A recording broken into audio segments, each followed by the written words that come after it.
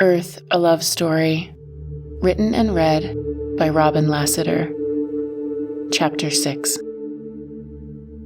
The bad news is you're falling through the air. Nothing to hold on to, no parachute. The good news is there's no ground. Chogyam, Trungpa, Rinpoche. First, the green sphere presented to teach me that whatever feeling I focused on became my reality. I'm having a normal, run-of-the-mill dream, and suddenly it rushes down to me, a light, alive, vibrant, glowing emerald, getting closer and closer. I plant my feet, determined to not let fear overwhelm me. It gets closer and closer, and when it is so close that I can only see green, I feel myself engulfed, lifted. There is a brief sense of unconsciousness, as if I've fallen asleep within the dream for just a moment, and then I'm inside. We are in the forest. Not exactly in my childhood valley, but in the same area.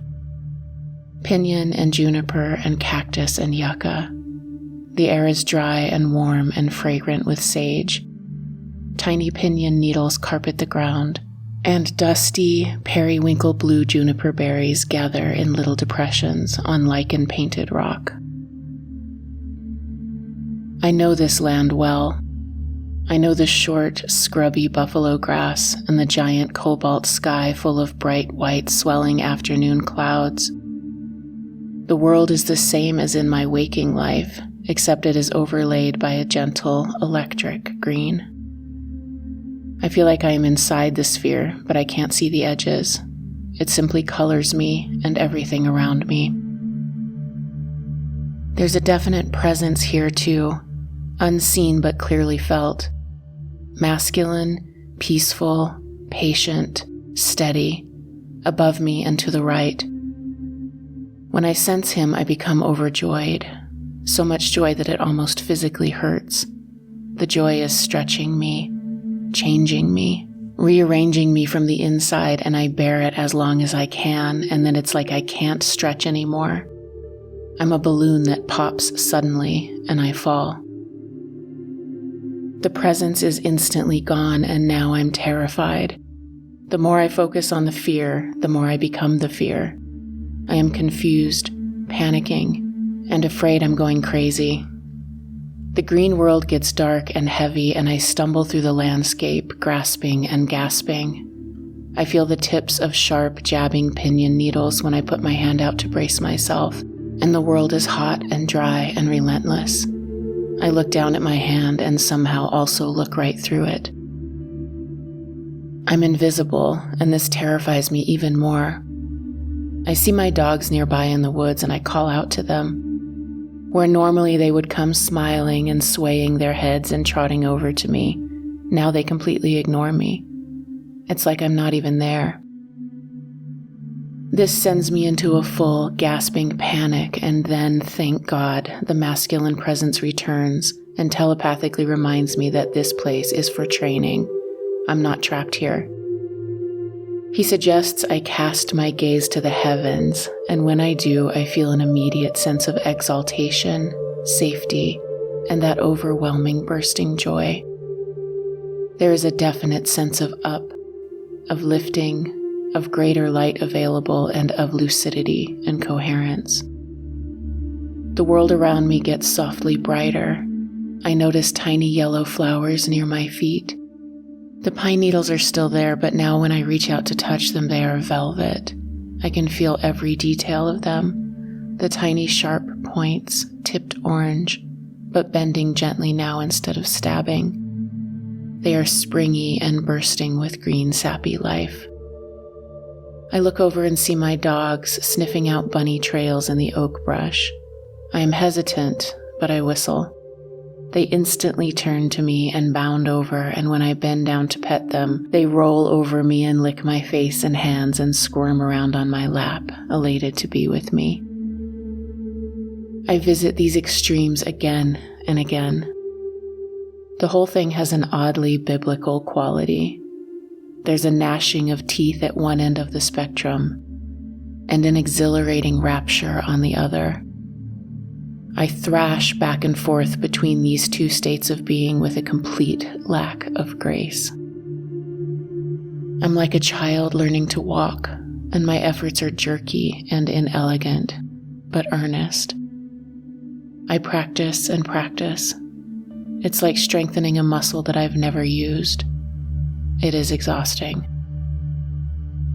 I awaken from these dreams and spend the rest of the day in bed, staring numbly at a book or the television, unable to even ruminate on what had happened. It feels like I'm being opened up to contain more. My edges are being stretched, and the space within me is getting bigger, and I'm learning to navigate it. One night during the green sphere training, I had a rich, vivid dream. Jimmy Fallon had discovered the teachings of Don Miguel Ruiz and went to study with him. He and Don Miguel put on a seminar, a presentation, and I went to hear them speak. Along with Jimmy Fallon and Don Miguel, there was a Nagual sorceress that looked like Emmylou Harris, Carlos Castaneda's Don Juan, Caipacha, and many others, shadowy figures milling around in the background, watching. One by one, they approached me. Don Miguel got close and looked directly into my eyes. He told me about how water is part of the earth and how it is sacred. It is drying up and we need to help.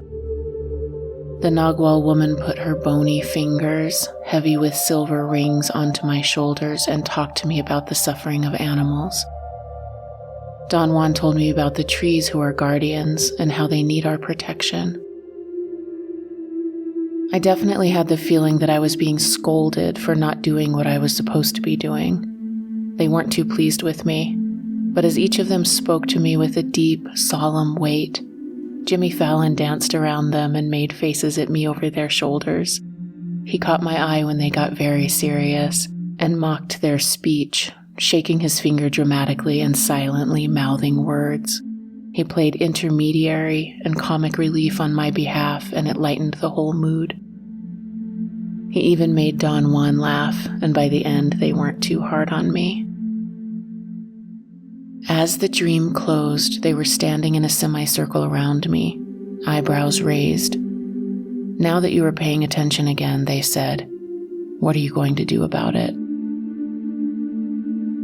This dream served the dual purpose of relaxing me a little, letting me lighten up, while simultaneously highlighting the seriousness of my training.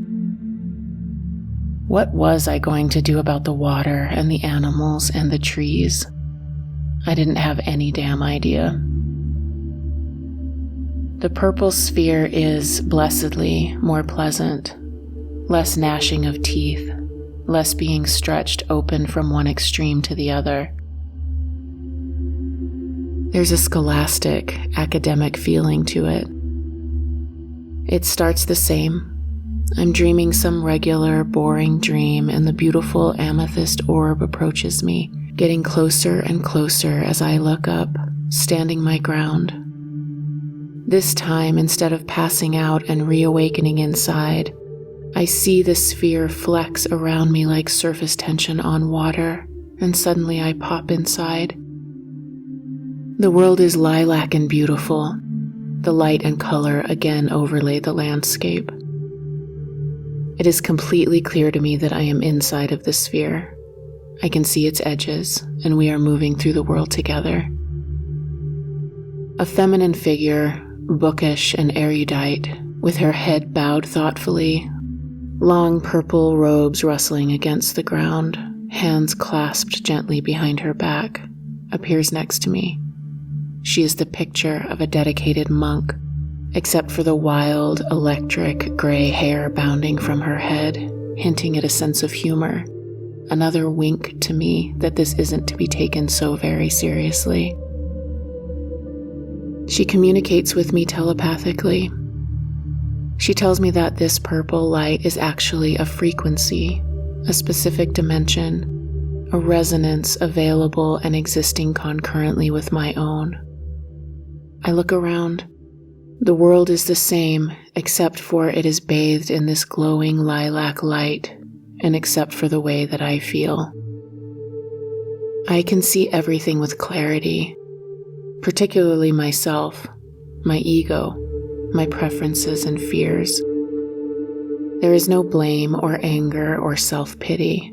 I can see how my life experiences have shaped me to be this way or that. I see how we are all connected, a huge tapestry of experience, and how we play roles for each other for our or another's growth, and that it's all fine and that's the way it's meant to be.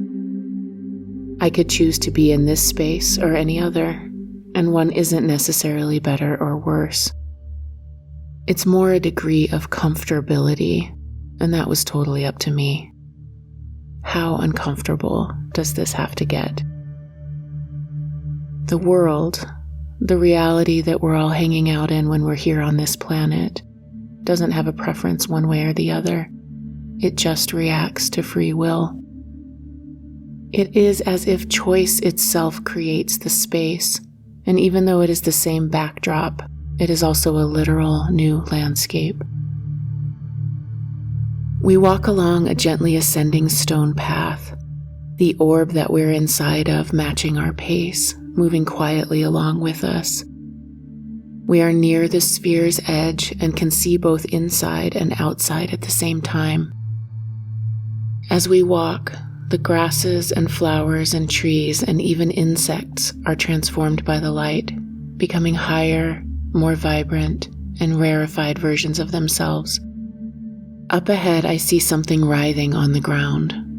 I glance at my teacher and she motions that I should approach. I look down and a huge spider, a hairy black tarantula, is writhing in pain, flipping itself around, legs akimbo.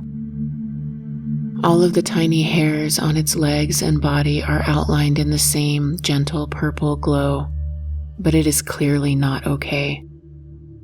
I can feel that it is emanating anger and pain and lashing out with its energy. In a moment, it stops moving. Its wild thrashing has landed it on its back, and its legs curl up and in, and the life force drains away. Now it's just a dead shell. My eyes are wide, and I look at my teacher. She explains to me that this is just a metaphor. This is not a literal spider. Spiders, of course, aren't bad or dark or angry, and I know that. She used this imagery to show me that there are some things that simply can't exist within this frequency. I understand the lesson, and it's further brought home as we continue on. Up ahead, I see a friend standing outside of the sphere. She can't see the light. She can't see the glow or the color or the difference from this side of the orb to that. She is fuming about something. Some way she feels she's been done wrong. She tells me about it, waving her hands, her face angry and her words little daggers, looking for some meat to sink themselves into. I can feel her sense of injustice, her sense of blame and victimhood and rage. I'm excited to share this place with her and really want to help her feel better. I call to her to come across the threshold into the light. I can't wait for her to revel with me in the ease and love that fills the air here. I'm certain that if she can just be in this place with me, her troubles will be put into perspective. She'll be able to see it from all sides and have a bigger view of her experience. She can free herself from her suffering. I beckon again for her to come inside, but she can't hear me. She keeps yelling, and now tears begin to squeeze from the corners of her eyes, giving away the truth that, most of all, she is hurt. The anger is a cover for her pain. I can see it so clearly. It is so obvious. I reach out to her a third time, wanting to hug and comfort her, inviting her inside. The entity next to me gently touches my arm and pulls my attention back into the sphere with her. My friend continues yelling and gesturing, even though I turn my attention away from her and look at my teacher, who explains that if my friend were to step across the threshold, her physical body would not survive the trip. She literally could not survive moving so rapidly from one paradigm to another. She continues, "We can only move into these different realms when all aspects of self are ready for the journey.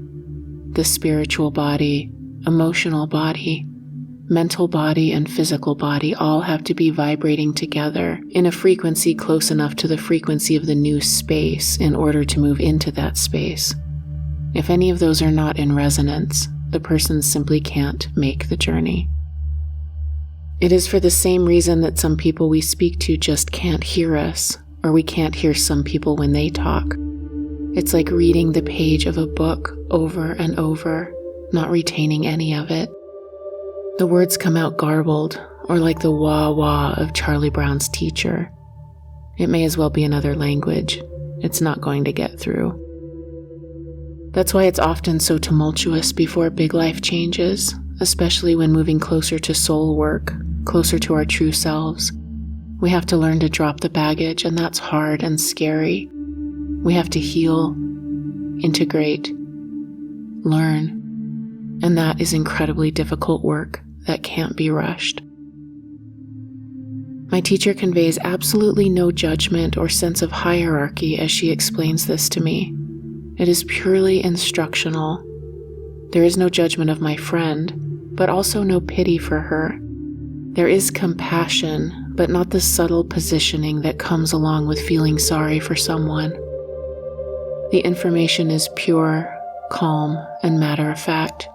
She's simply explaining the nature of reality here. Just like there's no judgment around how gravity works, there's no judgment around this either. I awakened from the purple sphere's teaching, quiet and thoughtful.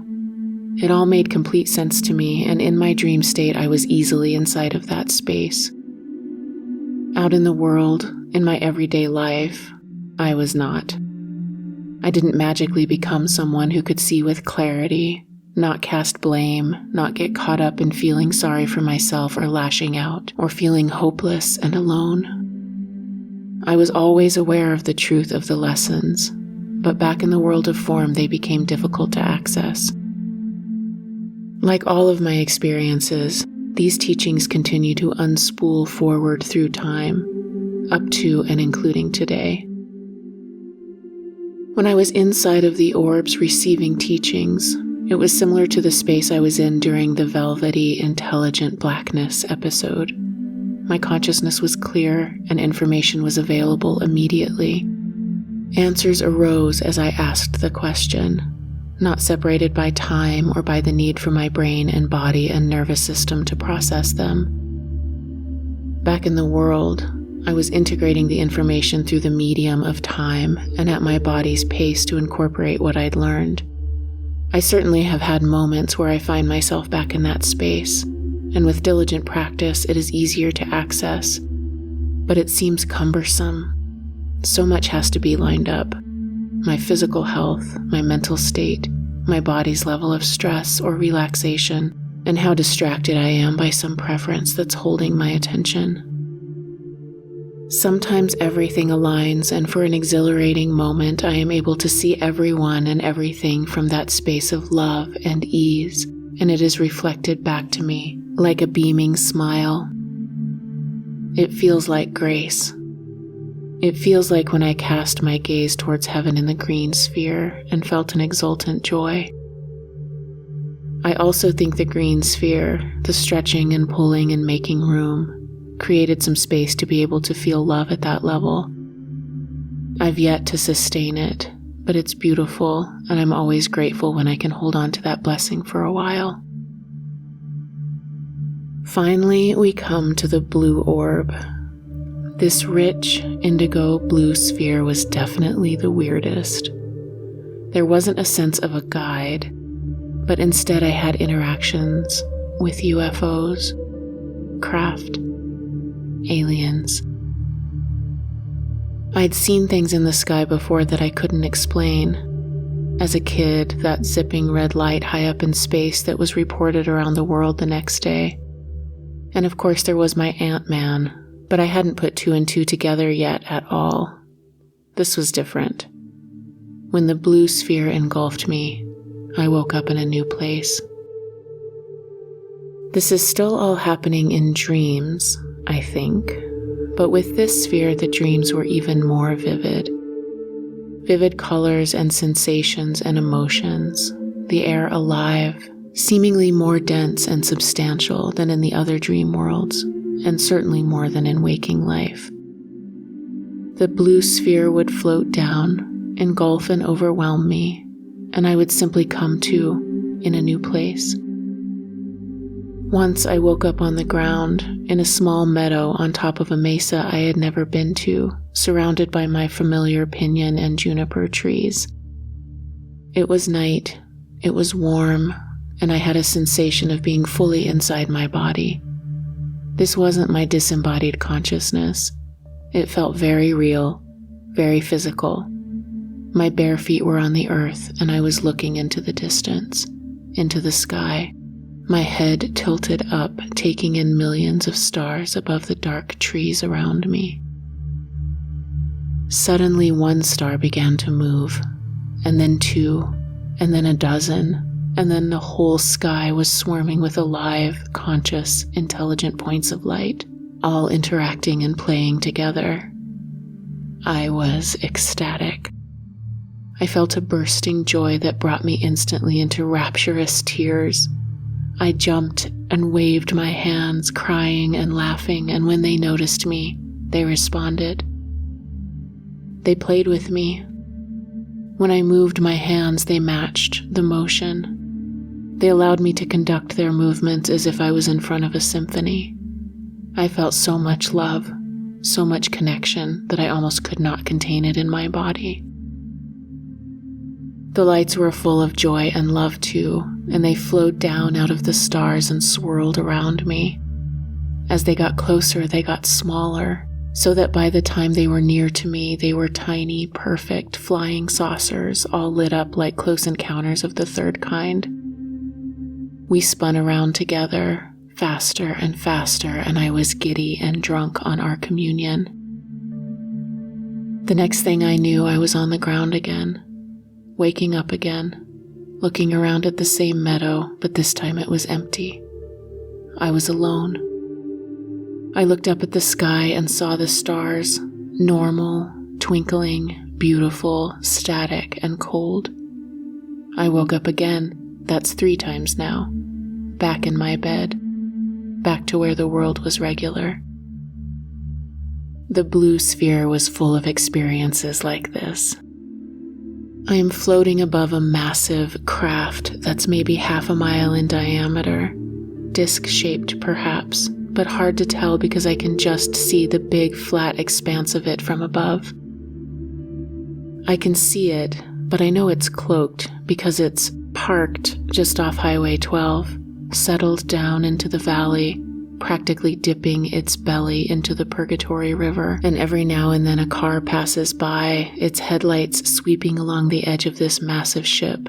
But they don't slow down, and the lights don't jerk to the side with the surprise of seeing a huge spaceship illuminated.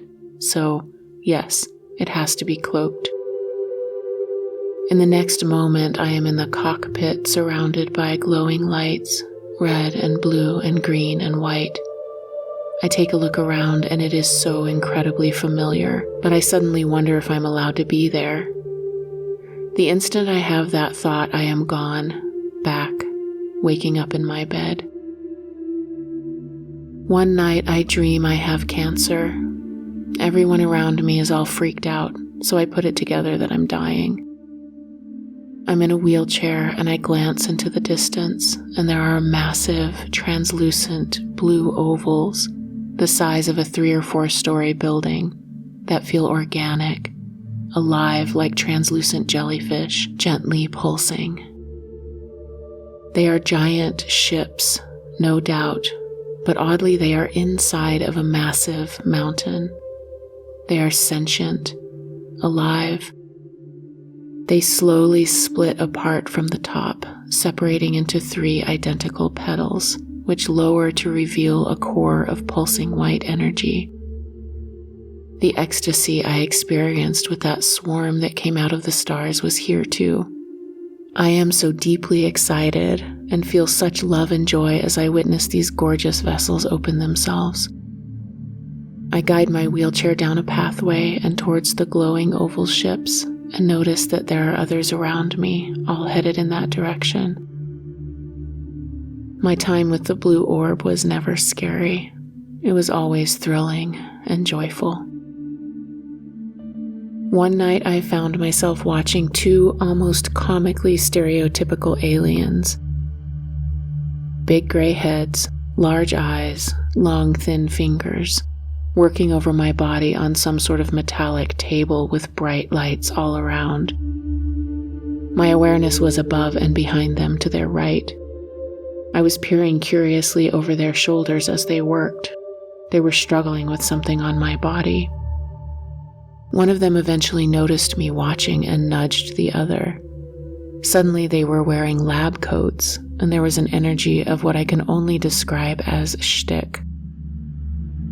"No, remember?" one said loudly to the other. "It's righty-tighty, lefty-loosey on these models."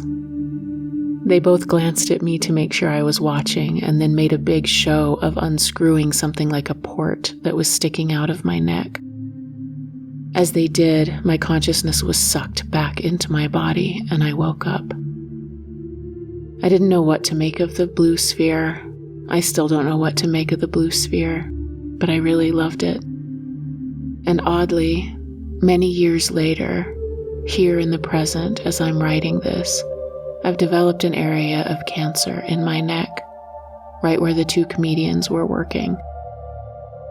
I don't know what that means. I don't know what to make of it. It's just weird. If things continue as they have been, I imagine that they'll tell me what that's all about at some point. Or maybe I'll go on a crazy cancer adventure and sort it all out. I don't know.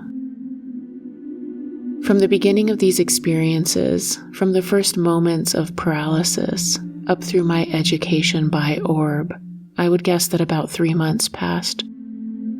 I was less afraid now, but the urgency was still there, maybe heightened even, because of dreams of Nagual sorceresses telling me to get my shit together, and the sense that there had to be some reason all of this was happening.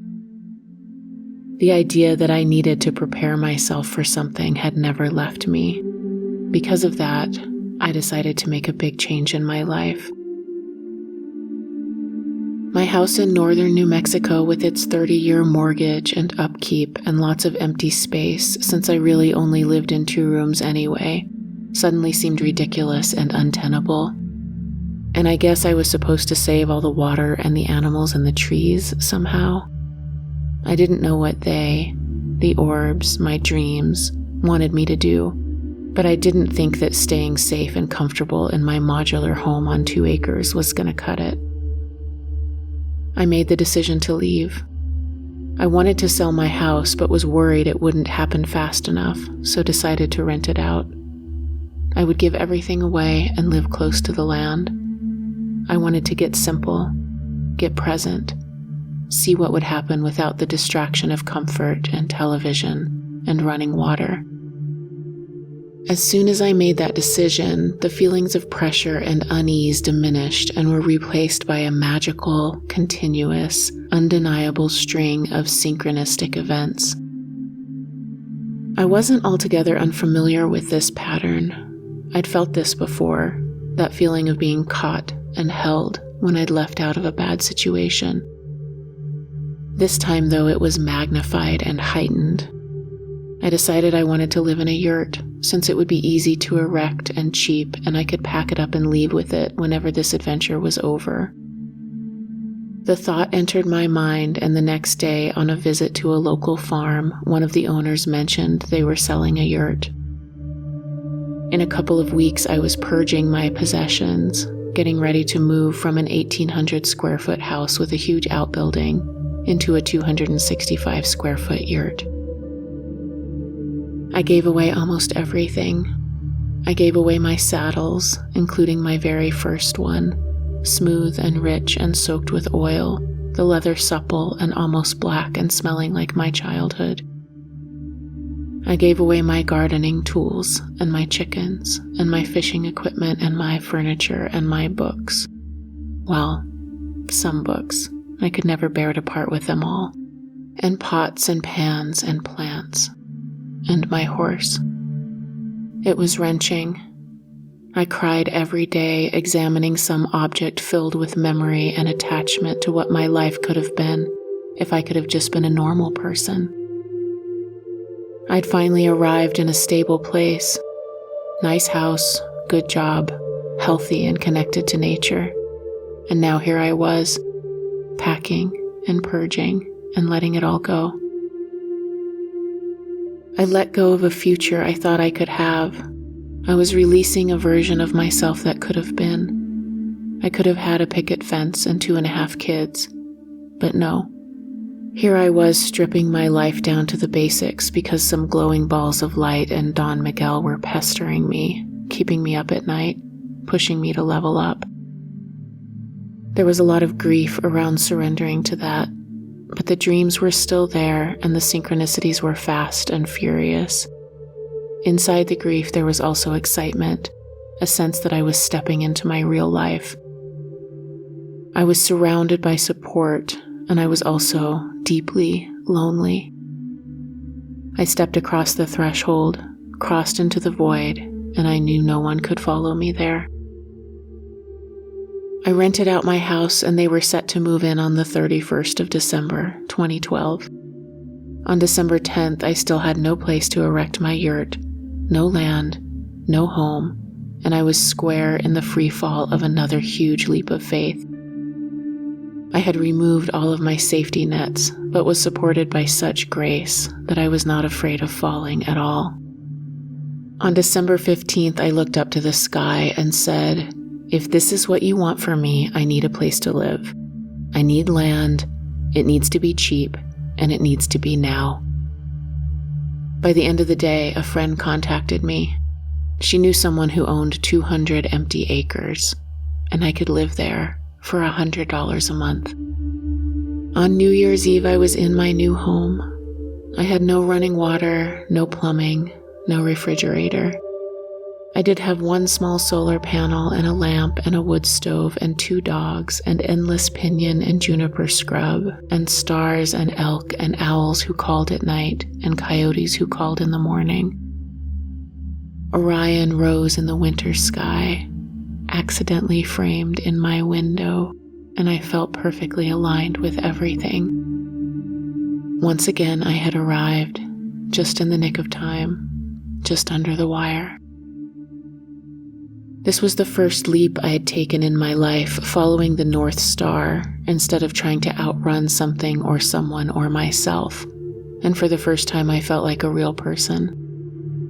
For the next year, I stacked firewood and walked in silence with my dogs and knocked a foot of snow off of my roof and regularly saw lights and craft hovering above me and then changing direction and floating away, up into space. I often left my bed at night, pulled up and out by the vibration that happens with the paralysis, and I traveled, leaving through the little portal at the top of my yurt. I still had dreams about spheres and light and beings teaching me things, but the intensity faded dramatically. I survived 75-mile-per-hour winds and 20 below temperatures, getting up every 3 hours for months on end to feed the fire, and still in the morning, the dog's water was frozen solid in their bowl. One morning I slept through the fire watch and woke up not freezing, not curled up in a tight little ball against the cold, but stretched out and open and soft, with a foot hanging outside the covers, and I knew that spring had arrived.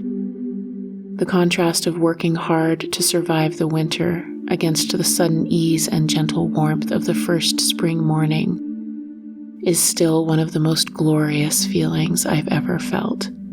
If ever I understood the beauty of duality, it was in that moment.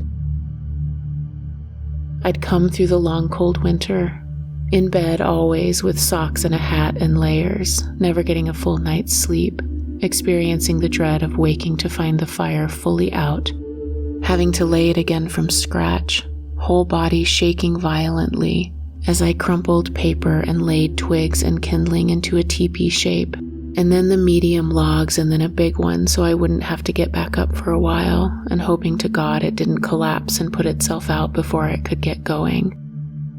I'd get it started and then climb back into bed, willing the little flame brighter through clouds of my breath, watching as it got bigger and bigger, staying awake long enough to feel the heat start to penetrate the room, but finally succumbing to my exhaustion and then repeating the whole experience over again. That morning, though, that morning when I'd slept through feeding the fire and woke to find that the room wasn't freezing, that my body wasn't aching, curled tight, that my dogs were stretched out watching me wake, tails thumping contented thumps on the floor, and finding that it was warm inside our little house, I truly understood the blessing of struggle.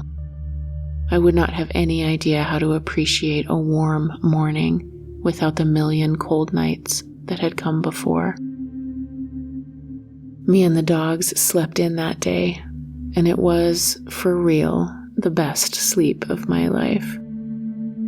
We woke up around noon, and I couldn't heat up water for coffee or breakfast because the wood stove was dead cold, and that was just fine. We ran around outside and felt the sunshine and gloried in the day. In the summer came the flooding monsoon rains that filled up the catch ponds and tried hard to wash out my road. I spent hours gathering rocks and digging ditches to divert the runoff out of the ruts that were getting deeper and deeper. I saw amazing sunsets and sunrises. I built a little circle of lichen-covered stones, and my friends joined me, and we meditated there and prayed and danced and ate chocolate and walked around naked singing Three Little Birds and Santeria, and Jeremiah was a bullfrog at the top of our lungs, our breath hanging in the air and our naked skin bathed in moonlight. My body and my psyche were elevated. I let the rhythms of nature take over. I painted again and laughed and wrote. It was a perfect time, and it became my new model for what was possible. That summer, I felt like I was inside of the purple sphere, seeing everything clearly, not holding on to drama or struggle, but truly immersed in the blessing of an easy life. I was sent another dream, an old man, dignified, strong, upright, with smooth red-brown skin, clothed simply in a dark maroon shirt and gray pants and wearing a dusty black hat with a round, flat brim, led me to the edge of a long view. He felt solid, confident, and like he had a sense of humor, a private joke that I wasn't in on.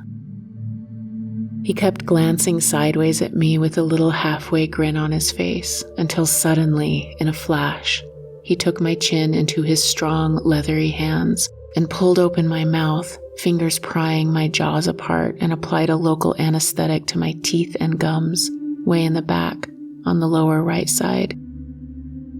He pulled out a pair of shiny silver pliers and put them into my mouth and worked them back and forth and removed my wisdom tooth. He waved my clean white tooth in front of my eyes and then tucked it into the palm of my hands and closed my fingers around it, and we turned back toward the view. There was a big valley stretched out in front of us, and we saw a cow elk standing alert about a third of the way down, looking into the distance. Many miles beyond her, barely visible, there was a thin ribbon of a dirt road, and on it a tiny motorcycle throwing up a plume of dust. She thinks there's danger or something important happening, he said. She doesn't know what's a motorcycle. She doesn't know if she should be afraid of it, try to outrun it, or maybe it's nothing and she should ignore it. Really, it would be easier if it was a wolf. She knows what's a wolf. He squinted at me meaningfully. Either way, it's exhausting scanning the world waiting for a wolf to appear, no? He waited until he was satisfied I understood, then continued.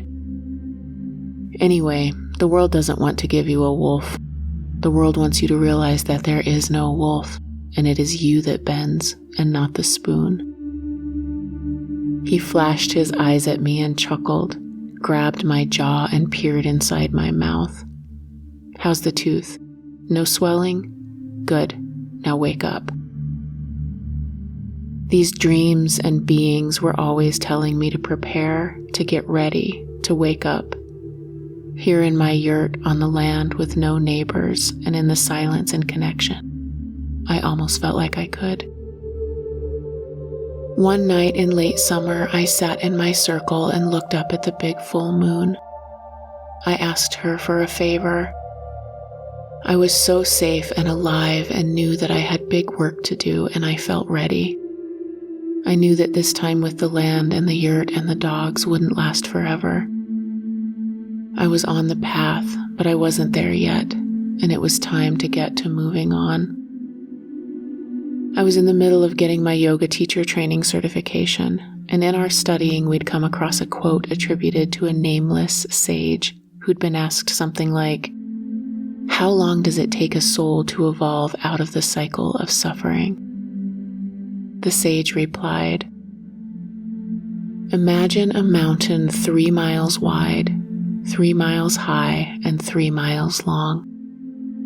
Once every 100 years, a bird flies over the mountain, holding a silk scarf in its beak, which it brushes across the surface of the mountain. The time it would take for the scarf to wear down the mountain is how long we've been doing this." Well, fuck that. I looked up at that yellow moon rising over the pinyons and junipers and the big stepped mesa in the background, and I asked the moon to put me on a crash course. I must have been feeling myself, because I asked to be taken from A to Z in this lifetime as quickly as possible. I did not want to wait lifetimes to step into myself. I wanted to be fully here, now, and I wanted to work through all of my bullshit and baggage as quickly as I could so that I could get where I needed to go. I had work to do. I wanted to be able to love unconditionally and freely as an act of bravery and faith.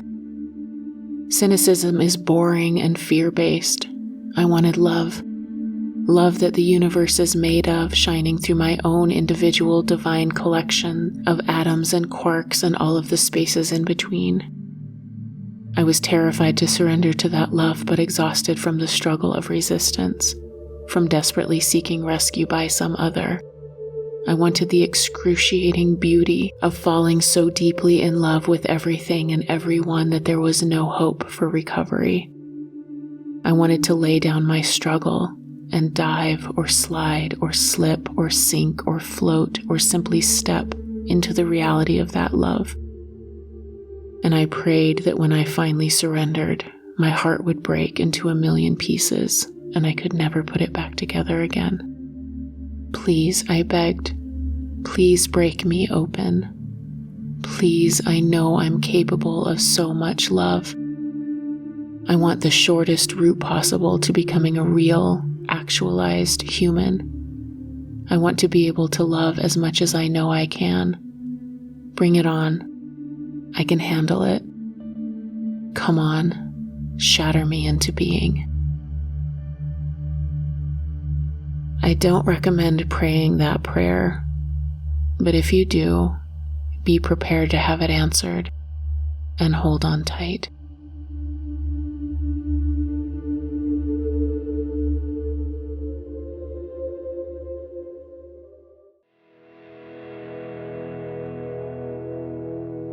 For more information or to book a one-on-one session with me, visit honeyheart.org.